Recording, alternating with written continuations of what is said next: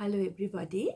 I'm here to discuss the first chapter of Nimanthi Rajasingham's book, Assembling Ethnicities in Neoliberal Times, Ethnographic Fiction and Sri Lanka's War. I did the introduction a few days ago and I find the first an extremely important chapter. I mean, all of it is, but extremely important in the context of Sri Lanka now, because she analyzes one event or a series of events that took place in this country from the time the open economy was introduced to Sri Lanka and neoliberalism came in. And basically, she is looking to see how that idea of a different economic system was sold in Sri Lanka, which had a very long history of leftist thought. You would know that the first political party was a leftist party, and we were very leftist from the very young age of this independent country. And in 1977, when J.R. Jayawardena brought in the open economy, she says the IMF also spent a lot of money in trying to gain the consent of the people for these changes, which you would know would not be very popular in a system that is not, where the people are not of equal economic strength, right? And she picks the project of the Gammudavas that R. Premadasa did, who was a president after J.R. Jayawardena, and he was handpicked for that, who organized a series from 1978 to 1994 of festivals which he called Gammudavas, festivals which were also of giving housing schemes to poor people, but it also normally had a factory somewhere close by for which these people could provide cheap labor. Right now, the inherently unfair system of getting third world countries to provide cheap labor, which they can't find in the centers of the world, needed to be sold to our country. And she analyzes Gammudava in quite a brilliant fashion, which shows how it was done. And mainly, she says the Gammudavas did two things, right? And she talks about the theories of myth making and surrogation, in which, because these are not things that are particularly Sri Lankan, these happen all over the world. Let's take myth, for example. Myth making makes many countries imagine a golden age of the past, which we should feel proud about and all that. I mean, if you're Sri Lankan, you know what I'm talking about. And she quotes Roland Barthes. Let me just read that section. Roland Barthes defines myth in Mythologies, that's a book, as a mode of signification, a form, a meta-language that transforms history into nature. That something that was historically contingent, it was constructed, came into being for a historical reason, later is taken as part of nature, that you don't even question, you don't even think that this was constructed on purpose, right? Myths, Barthes suggests, do not hide meanings but distort them. As such, concepts and ideas appear as eternal truths or common sense rather than as historically contingent. So, one thing that the Gammudavas did was recreate. Now, when you say recreate, you assumed it existed in the past. But even those assumptions, you don't have to, we assume it's a recreation, right? And what they created was an idea of a self-sufficient Sinhala village, right? So, the Singhalaness of the village also, Nimanthi shows, Professor Rajasingham shows, she discusses a link between the Gamudavas, the selling of neoliberal ideas, and social unrest on ethnic group level plus class level. Ethnic group level, of course, in 1983, the riots in which many Tamils were killed in the south, that happened in 1983. And remember, in 1977, all these changes came into Sri Lanka, right? Then 1988-89, there was an insurrection of leftist youth in the south. Again, many people were killed. So when you consider the timeline of the Gamudava projects, it's 1978 to 1994, two huge social tragedies happen. But the Gamudavas very merrily created this self-sufficient Sinhala Buddhist village in which which gave people a reason to be proud of themselves. So if you connect it to the ethnic problem, Professor Rajasingham says, where were the minorities? They were naturally not part of anything. I mean, there were symbols sometimes of all religions and all that, but definitely only one thing in the center. She joins this to the project of colonialism as well, because anti-colonial protest sometimes necessitated a creation of a golden age. But the problem is very often that was monoethnic and monolingual. Very often, like people like Frantz Fanon and others have theorized quite clearly the danger of such thinking. Because yes, within the colonial project that may have been important, but with time passing, that monoethnic, monolingual, right, monoreligious feeling could easily make some people outsiders who were really not meant to be outsiders, right? And that is a creation, which as time goes on, we might not see as a creation. We might take as an eternal truth. And that's where the myth idea comes in. Okay, so we go to surrogation, and again let me quote. The replications of monuments and statues of great kings at the Gamudava festival grounds can be described as restored behavior, a term used by Richard Schechner to describe that which gives both individuals and groups the chance to re-become what they once were, or even and most often to re-become what they never were but wish to have been or wish to become. Joseph Roche elaborates on the term restored behavior by redefining it as surrogation, or as attempts to find satisfactory substitutes for perceived or actual loss. Surrogations are, however, not only about trying to access an indigenous past, they also involve erasing or forgetting, either to blur the obvious discontinuities, misalliances, or ruptures, or more desperately exaggerate them in order to mystify a golden age now lapsed.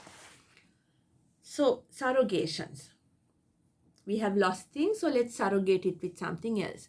So, if you remember the Gamudava, the project was actually to give housing to poor people, but it was always preceded by a huge festival that drew people from all far away areas also to that festival ground, and it had replicas of famous monuments in Sri Lanka.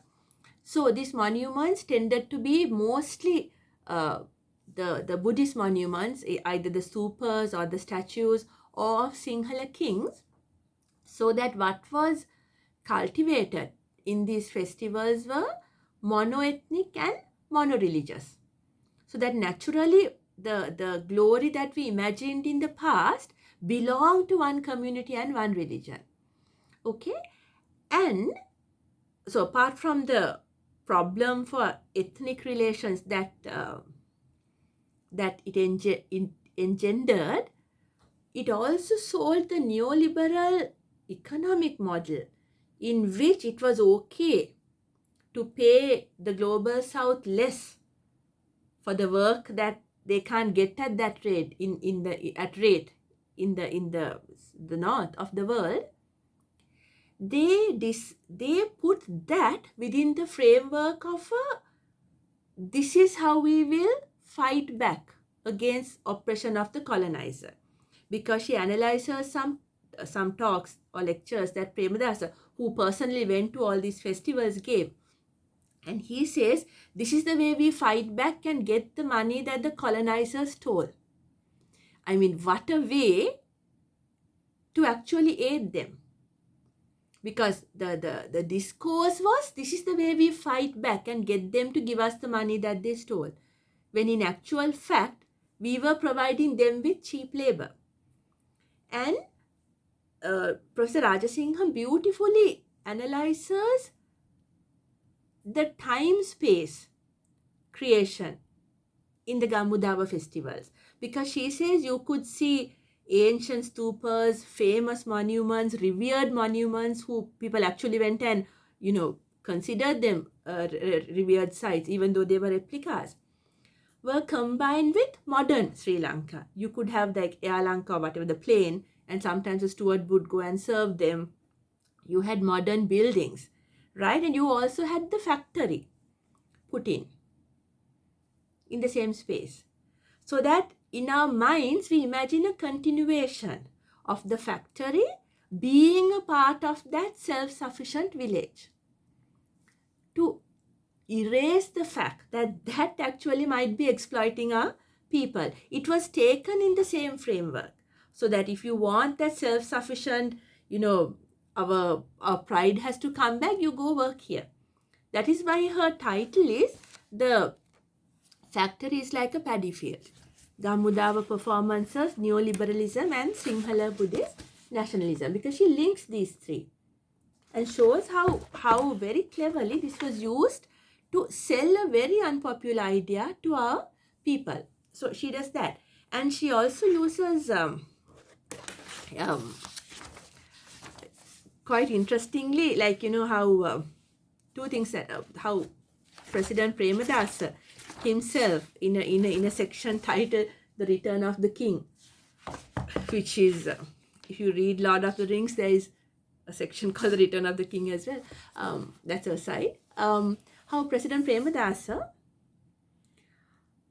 projected himself also within the same discourse. Just like you insert the factory into the traditional Sinhala self-sufficient village which they created, right? Which had the Vava, Dagaba and the Yaya, the paddy field, the stupa and the tank, as being, if you're Sinhala, that is considered the triangle that created a self-sufficient village. He puts the factory also into that, Kamkaru, Karmadashalava, into that, so that the neoliberal structures are also put into a very mythical self-sufficient past, right? He himself might have considered him like the continuation of this line. And again, the replicas were of Sinhala kings. The fact that the last king of Kandy was not Sinhala doesn't get much attention anyway. So, and he has left the last pedestal blank, almost as if to say that's where he will belong, as part of these glorious kings who have worked for the country. So very cleverly done.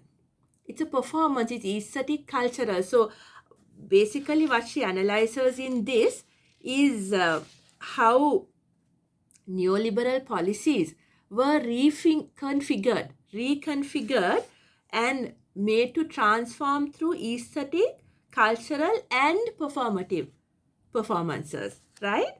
Processes. And Gamudava is an ideal way in which she did. And she says all these, the money that was spent on this was given by the IMF.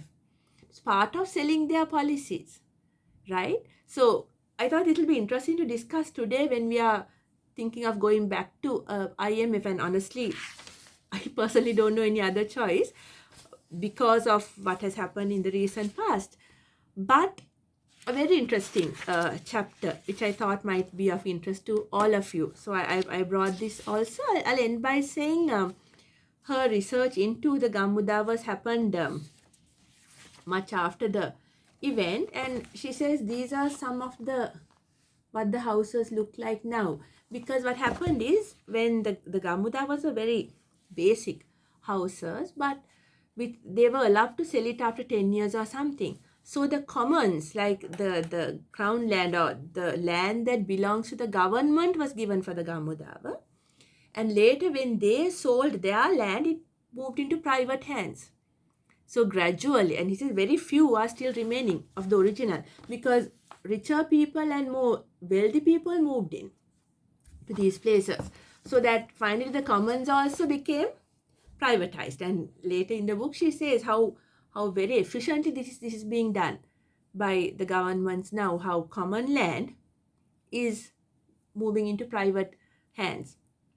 So in this chapter she discusses the Gamudav, and she ends it by showing maybe a way out of what happens when we recreate like a pure past. Because trying to get back into a pure past is to erase many realities that were within that time. For example, by saying this was belong to one race, one religion, you erase the minorities. Erasure is part of history. Historical writing does erase a lot. And erasure she discusses by going to this replica in Pallekele, where it's called the replica of Independence Memorial Hall and the D.S. Senanayake statue at the Pallekele Gamudava. She says, she goes and there's a Buddhist statue at the end. And she says when she remembered the original having paintings at the back. And this didn't. It just had a Buddha statue at all. And then she goes to the Trinity College Chapel, which is like the original of this building. Again, these are modeled on other buildings. And she says, indeed, the Trinity College Chapel did have Christian paintings, right? And she and the paintings were the Good Samaritan and washing the disciples' feet, which was completely erased in the substitute that they had, because that would spoil the monoethnic, monolingual, monoreligious narrative that the Gamudavas did put forward. But she goes on to analyze the paintings of the Trinity College Chapel, because she says maybe that's one way in which we can try and find an answer to what happens when we try to move forward, right, after a devastating project like colonialism, right? And these were by David Painter, half Sri Lankan, half English, I think. And he had done these Christian paintings in a fashion distinctly different from the European paintings. The Good Samaritan is portrayed like a working class black man, right? And the sari clad, the kind of upper class people are just ignoring and going away here. Okay, so a very leftist anti-colonial painting. And she analyzes some other countries' artists as well, who say that if we are to move forward, rather than trying to hop on to some pure national form that we think existed, maybe we can, she calls it transculturation. I mean, that's a common term, where many cultures have now got together to influence us. And now to find a purity would necessarily mean harming another group. And maybe we can think of transculturation, where culture grows by absorbing the influences we have been open to. Because this pure business can have enormously negative results. I mean, you just have to think of World War II. What happens when you are trying to find purity? Now, in a world that, you can't even think of that concept as existing. So, very interesting chapter. I hope to talk to the author in my next program, but just to give an idea of what this chapter is, here she links three things: neoliberalism, the Sinhala Buddhist nationalism, and the Gammudavas for me, I found that extremely insightful ways in which the unpopular ideas were sold through means by which we thought we were actually being quite patriotic or whatever, so that we did not question the unfairness of what they were getting us to do. We did not question what would happen to the minorities and the leftist youth who did not belong within this category. And the Gammudavas very merrily forgot to reproduce the recent history that was going on during the time 78 to 94 that they were being performed, because that was a time where the social realities were very different, right? So the first chapter is interesting for that reason. We need to think, as I always say, we don't have to agree, but it's good that we think of various ways of looking at our past, right? And as I said in my Sinhala one, sometimes education means to not be sure of things you were certain about before. Because the more you learn, I think the more uncertain you get about what we thought was natural or eternal truths or whatever. We need to look at it critically, whether we agree or not. That critical eye will definitely give you a better insight into what's happening and why we are in the position we are now in this country. Thank you very much.